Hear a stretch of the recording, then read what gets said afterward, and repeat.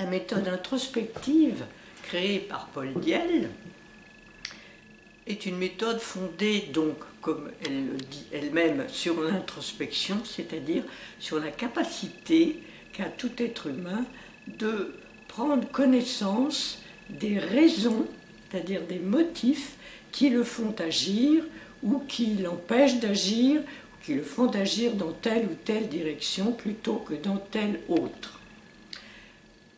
Il serait naturel, il semble naturel, de pouvoir connaître les raisons que nous avons d'agir dans un sens ou dans un autre.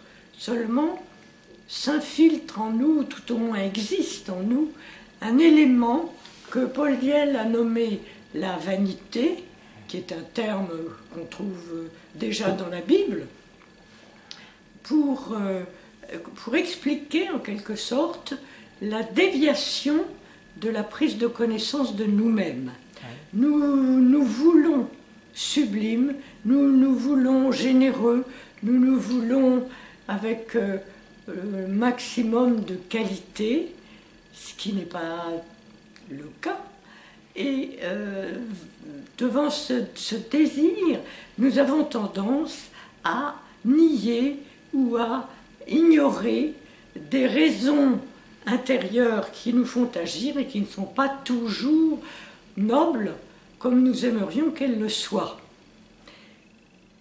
Donc, cette méthode a pour but de nous permettre de mieux connaître les motivations qui nous font non seulement agir, mais penser, aimer, ressentir des sentiments ou agir dans telle ou telle direction. Pour pouvoir utiliser cette capacité introspective qui est humaine, nous avons besoin d'une méthode. Parce que cette tendance de nous voir mieux que nous ne sommes, cette tendance à vouloir être mieux que nous sommes, disons même, osons dire le mot nous vouloir parfait, falsifie notre possibilité de prendre connaissance de nous-mêmes. Or, pour mieux goûter la vie, pour mieux agir, pour mieux développer nos capacités, nos qualités, il est important de savoir ce qui, au fond de nous-mêmes, nous pousse à faire telle ou telle chose, à dire telle ou telle chose, à penser telle ou telle chose. C'est pourquoi la connaissance de nous-mêmes ne peut être que introspective. Nous voir de l'extérieur est insuffisant, puisque nous pouvons faire des sourires à quelqu'un tout en désirant plutôt lui taper dessus. Il y a toute une façade que la société, et c'est naturel et c'est nécessaire, nous oblige à avoir, mais qui n'est pas véritablement ce que nous sommes et qui n'est pas la connaissance de ce que nous sommes.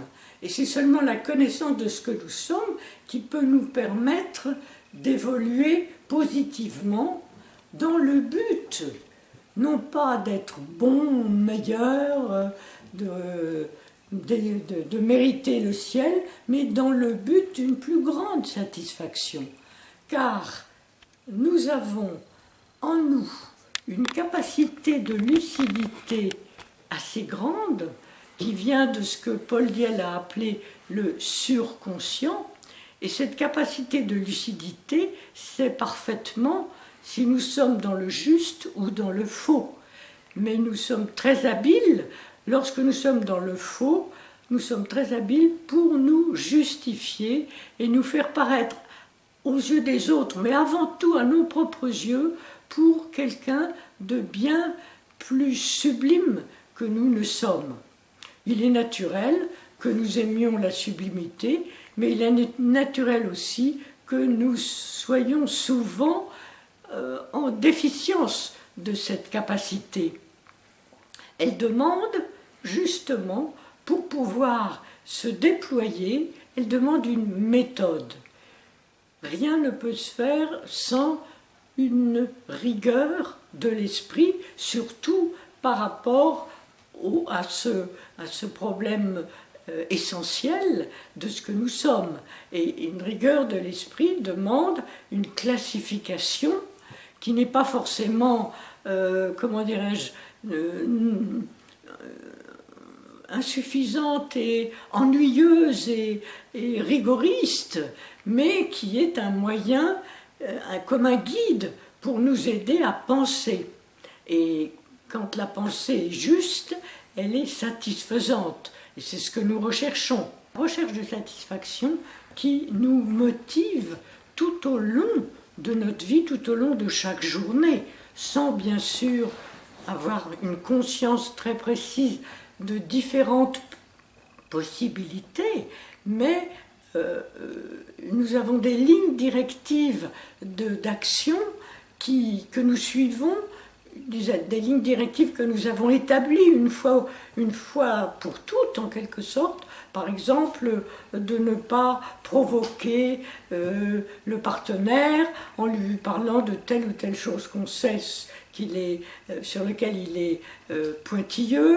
Nous avons donc une capacité de prévoir les conséquences de nos paroles, de nos actes évidemment, mais même de nos paroles et même de nos pensées.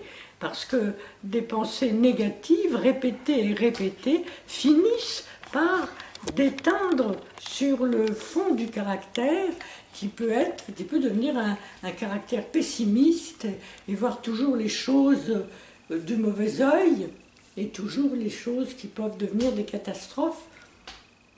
Donc nous avons une capacité de prévision assez poussée qui peut être faussée par une forme d'égocentrisme, qui peut être faussée par ce que Dieu a appelé la vanité. Et on peut imaginer un triomphe sur son partenaire ou sur une amie en lui disant telle ou telle chose et se tromper complètement parce que la personne, au lieu de réagir comme notre désir l'imaginait, va réagir en nous virant notre clou à notre tour, ce qui évidemment n'est pas ce qu'on espérait. Dans notre imagination, nous prenons toujours le meilleur rôle, en quelque sorte, qui est un rôle dicté par la vanité, par le besoin d'être mieux que les autres. C'est un phénomène qui vient de l'individuation, le fait que nous ne sommes plus comme l'animal vivant en troupeau, mais devenus des individus et des individualités qui veulent en quelque sorte prendre la place. Chacun joue des coudes, bon, pas ouvertement, mais c'est quand même le désir d'être mieux que les autres, c'est ce qu'on appelle la vanité. Il est certain que face à cette vanité, il y a en nous une capacité d'apaisement qui nous dit que ce n'est que de deux aspects. D'une part, les conséquences de cette vanité seront désagréables parce que l'autre va réagir, et d'autre part, plus profondément, nous ne sommes plus en accord avec notre propre élan de dépassement qui nous demande de surmonter finalement les tentations vaniteuses, que ce soit sous la forme du triomphe ou de la vexation. Tout cela est dû à la possibilité d'une méthode qui a été établie et qui s'appuie sur des lois. Et lois dont nous aurons l'occasion de parler ultérieurement, mais les lois donnent une certitude, un appui pour guider en quelque sorte la pensée et permettre la prévoyance, qui est la caractéristique de la science.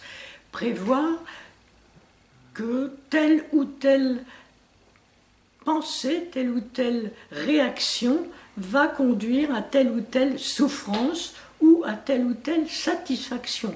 Parce que toute notre vie est ce jeu entre satisfaction et insatisfaction.